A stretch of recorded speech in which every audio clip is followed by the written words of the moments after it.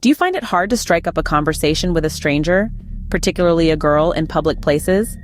It's a common scenario many of us face, the heart-pounding, palm-sweating fear of initiating conversations with strangers.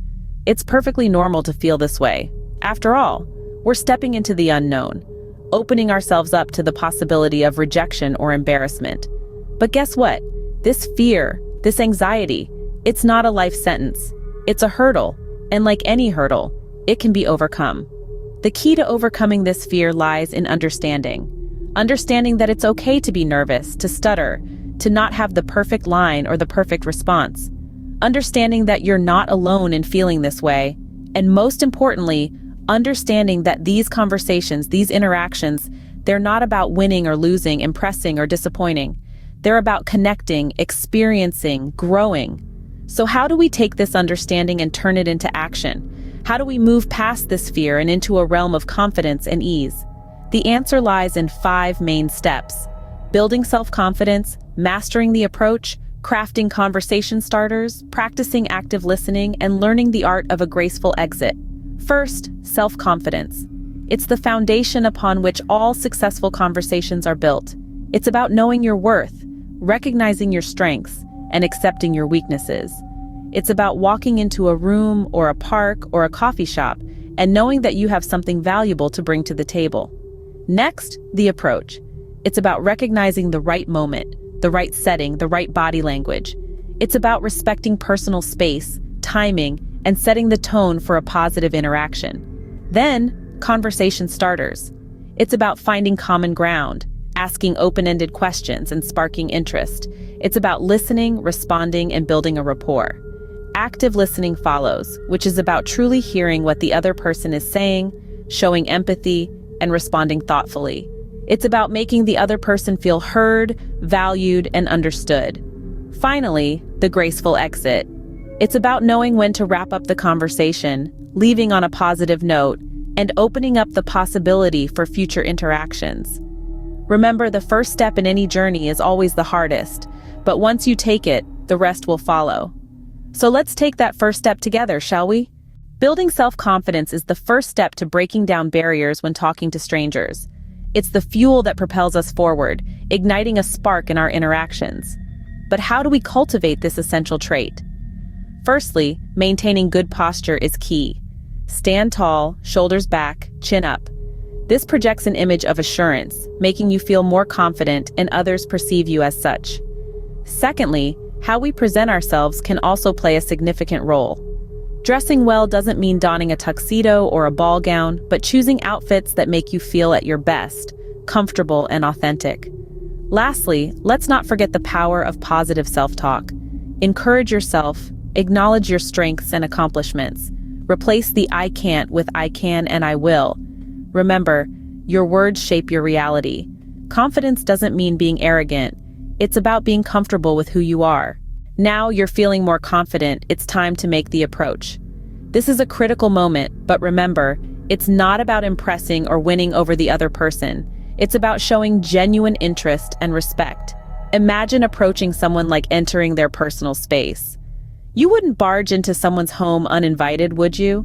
The same principle applies here. Show respect for their personal space and make your intentions clear from the beginning. A positive first impression can set the tone for the entire interaction. A warm smile, firm eye contact, and open body language can do wonders. They convey sincerity, friendliness, and confidence.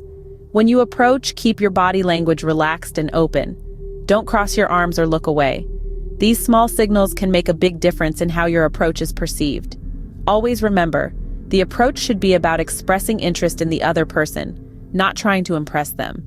Remember, the approach is about showing interest and respect, not about impressing or winning over the other person. You've approached her, what next? The conversation, of course. Now this is where your charm and wit must come into play. You see, conversation is an art, and like all art forms, it requires practice, finesse, and a dash of creativity. So how do you kickstart a conversation? A good strategy is to have a few conversation starters in your arsenal. You don't need to rehearse a script. Just a couple of go-to topics that can break the ice and get the ball rolling. Maybe you noticed the book she's reading. Ask her about it. Or perhaps you admire her style. Compliment her on it. A genuine compliment can be a fantastic conversation opener, provided it's sincere and not overly personal. Remember, the goal here is not to impress her with your knowledge, but to engage her in a dialogue. Now let's talk about the secret sauce of any great conversation: active listening. Active listening is more than just hearing the words she's saying. It's about showing genuine interest in her responses. It's about maintaining eye contact, nodding in agreement, reacting appropriately, and asking thoughtful follow-up questions. It's about making her feel heard and valued. You see, people love to talk about themselves. So, ask open-ended questions that give her the opportunity to share about her experiences, interests, or opinions. And when she's talking, really listen. Don't just wait for your turn to speak, but truly absorb what she's saying. This will not only make her feel special, but it will also provide you with more material for the conversation. And remember, a conversation is not a monologue. It's not just about what you want to say. It's a dance, a give and take. You speak, then you listen. You share, then you empathize. It's about building a connection, a rapport. So there you have it, the art of conversation. Start with a genuine compliment or a thoughtful question. Actively listen to her responses and let the conversation flow naturally. A good conversation is a give and take. It's not just about what you want to say. It's also about what you want to hear and understand. All conversations must come to an end, and it's important to know how to exit gracefully.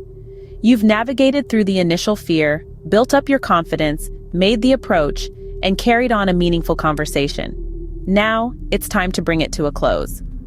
Ending a conversation doesn't have to be awkward. In fact, it can be as simple as expressing your gratitude for her time. You might say something like, "It was really great talking to you. Thanks for the chat."